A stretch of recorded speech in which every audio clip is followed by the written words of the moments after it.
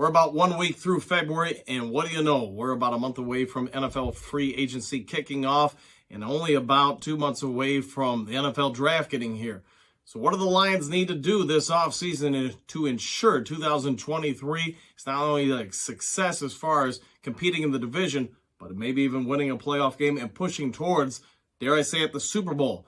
We're going to talk about in today's Lions Talk Live 5 things that need to happen this offseason in order to make that super dream a reality in 2023. We're going to talk about all those things and maybe just a little bit more in today's Lions Talk Live.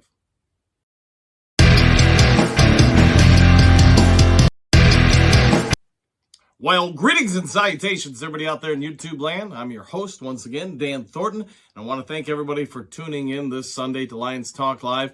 I got a question for everybody. Does anybody care about the NFL Pro Bowl?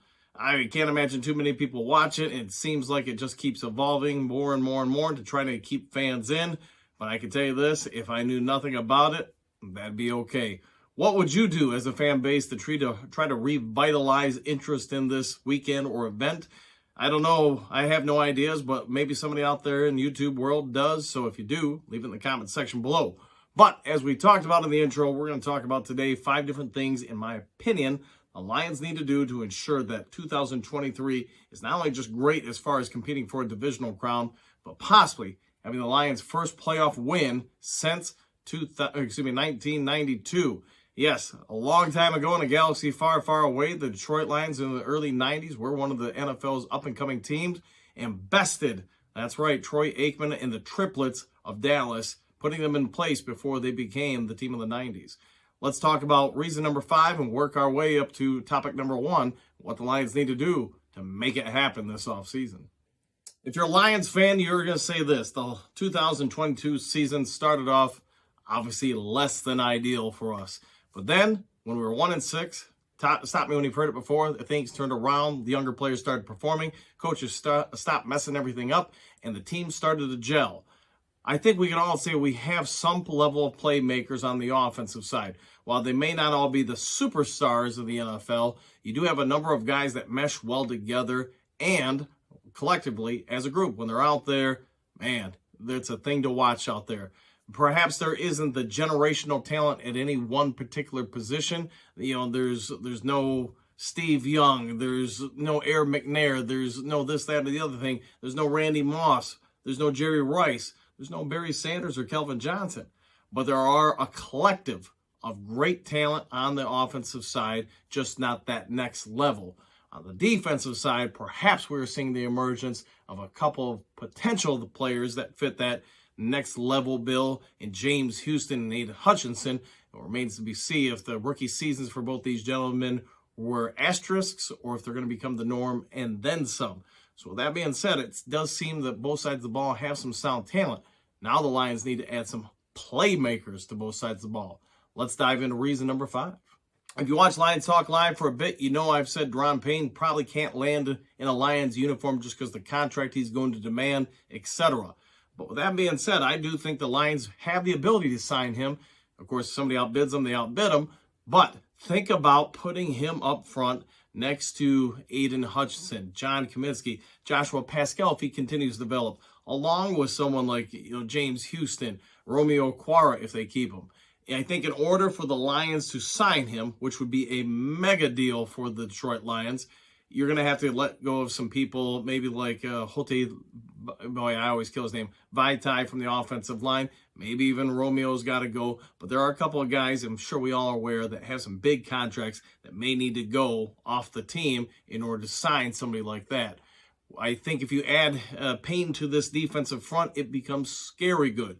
Yes, his ability to shut down the run and get to the quarterback is the stuff of legends, something we haven't seen from the Detroit Lions since perhaps Ndamukong Suh when he was in his first couple years in the league. He's that good, that impactful. But the one thing you will run with him is, do you need to pay him for 4 or 5 years? If that's the case, you better hope he can hold on to what he's doing currently. Remember, Suh was great in Detroit and quickly died off down in Miami with the Dolphins before he went on to a number of other teams. While adding Payne, I think, would take our defensive front to the next level. It would also allow the Lions to look at other positions to try to upgrade either via free agency or the draft, probably more the draft. But before we get into that, I do think if you're going to go for Payne, you really need to consider re-signing DJ Chark. Why? Well, let's consider this. Khalif Raymond and Josh Reynolds will have 1 year left on their respective contracts in 2003 when it kicks off. That means the wide receiver core, which looks great as far as depth last year, will look very thin by 24. So, signing someone like Chark, who's got tremendous speed, a bigger body, while pairing him up with St. Brown and then other players like Jameson Williams, who knows? I mean, that's a lot of speed, a lot of pieces on the floor that you've got to cover. And let me tell you, it's better to have options you don't need than need options you don't have. Reynolds and Khalif Raymond may only be around for one more year before one, if not both of them, are gone. But at least for 2023, the Detroit Lions offense would be scary stacked at receiver, barring any kind of jump finds by Brad Holmes in the NFL draft. With that being said, I think signing DJ Chark, keeping him a Detroit Lion, has got to be one of the top 4 priorities. All right, number 3 on our depth chart of things the Lions need to do this offseason. And that's going to be this. With the NFL draft, if we can get talent that starts, great. But we also need to find depth at positions. If you watch the San Francisco 49ers or a bunch of other playoff teams, you see how much they had to rely on depth, especially at quarterback, in order to make it as far as they did to the NFC Championship game. The Lions, during their stretch run at the end of the year, were incredibly lucky that they got healthy. When they were 1-6, let's be honest, some of their record or losses were because of a lack of health, both on the offensive and defensive sides. So while I'm hoping the Lions can add 2, 3, maybe 4 starters from this year's draft, especially with those top picks in the first round, I will say this. It's great now to start planning for some replacements in the future. You heard me talk about it, maybe addressing some depth on the offensive line, maybe receiver, but other areas as well. You can never have enough good bodies to choose from if you're a coaching staff, especially during the grind that is the NFL season. What would we target with the NFL draft? Well, that remains to be seen in about 2 months once we get through 4 weeks from now, free agency. But I think this, adding depth across the board, has got to be priority number 3 for this offseason. All right, priority number 2 on the depth chart, if you're asking me what to do this offseason, that's going to be the secondary. Make no qualms about it. You can have whoever you want up there rushing on the defensive line, but if the guys in the secondary can't guard for 2 seconds or a second and a half, it's going to be hard for everybody to get home. Remember, since we talked about Ndamukong Suh earlier, remember that defensive front for the Lions. It was legendary. Get after quarterbacks on any offensive line. But the problem more often than not was teams started figuring out to neutralize that. They went with 3-step drops and threw a bunch of quick outs, slants, etc. to negate the defensive pressure. The problem with the Detroit Lions of the mid-2010s, 2014, 15, etc. is that secondary was less than ideal. Not that it was horrible, it just wasn't good enough to lock anybody up for 2 seconds, allowing the pressure to get home. So, with that being said, you've heard me say it a number of times on Lions Talk Live, move Jeff Okudah to one of the safety spots opposite, in my opinion, Kirby Joseph. There you would have 2 guys with exceptional range, exceptional speed, and 2 guys that are thumpers. It's not that I don't like Tracy Walker or Deshaun Elliott, I just don't think they're as good. I'm going to ramble on a little bit more about this just because I'm belating a topic I've already talked about. I like Tracy Walker, but I like him better as a backup. I'm going to pose to every Lions Talk Live watcher out there. Name the last time you saw Walker make an impact play, a playmaker's play. And that's the problem I have with him. Yes, I get we just signed him. Yes, I get he's got a couple years left on his contract. But I also get this. You're worried about if you're a GM of the Lions, you're in the window of opportunity to win now. Yes, you may have 1 or 2 or 3 years ahead, but I'm going to say this. You better start taking your shots now and not wait and say, hey, we'll go after it next year. Walker is a great player, a great teammate, a great many things. But can you remember the last time he picked off that key pass? Can you remember the last time he hit somebody forcing a jarring fumble? What I can remember from watching him over the years, and yes, before he injured himself even this year, is a number of near opportunities. He nearly caught the pass. He nearly made the hit. He nearly made the read. And maybe he turns things around, but I'll say this. I, as a coach, can't teach speed, length, or strength. And with that being said, Okudah, for all of his downfalls, he's got speed and incredible speed, like Joseph. He's got length, and he can lay the lumber on people. He does occasionally make plays. Not as many as probably all of us would have liked from a pick that high, but I think he's got more upside, especially at safety. With moving Kuda over to safety, I do think the Lions then have to go out and in free agency or the draft and hammer home some younger corners that are long, fast, and can put pressure on. Who are they going to draft? We'll wait and debate that in another mock draft. But you heard my piece about the secondary. You heard my thoughts about Walker. I mean, maybe you can move him up if you bulk him up a little bit and play offside backer. I'll leave that to the coaching staff. But with that being said, that's what I would do with the secondary. And now let's go up to the number one thing I would do this offseason. Probably going to take some flack in the comment section from all that, but that's okay. This is an open conversation. My ideas don't have to be taken as the gospel truth, and you guys can't be afraid to come at me if you think I'm wrong. But hear me out when I say this.